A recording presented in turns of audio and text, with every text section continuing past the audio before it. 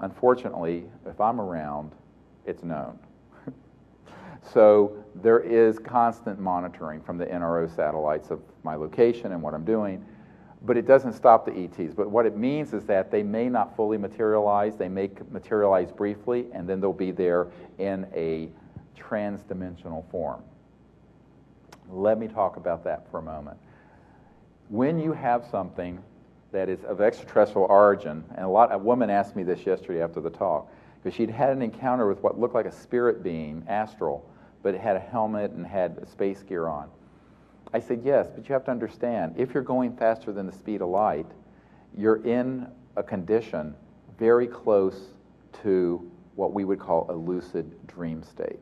That's why that area out at Area 51 is called Dreamland. Because the experiments they've done, the people the men in those systems experience almost like a lucid dream state because they're quasi-materialized. This is being done in classified human projects. Interstellar civilizations, when they're going faster than the speed of light, a priori are not in this form.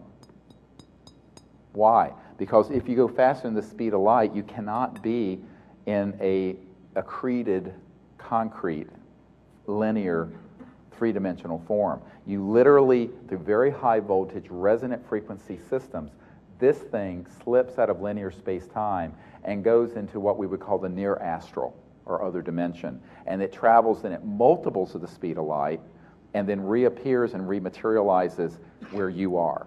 Now, if they materialize or begin to materialize, they send off a series of electromagnetic energies that National Reconnaissance Office satellites have detectors. They're called neutrino light detectors, and they pick them up, and then they target them.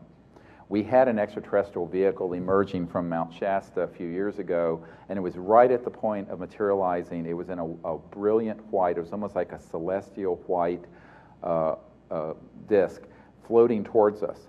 And in this case, it was a 747, or a big aircraft that had been circling, watching the area, and it fired one of these scalar weapons.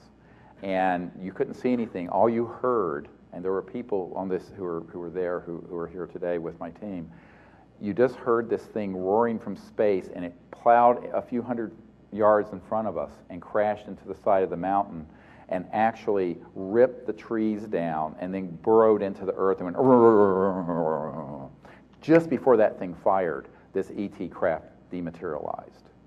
But they were still there.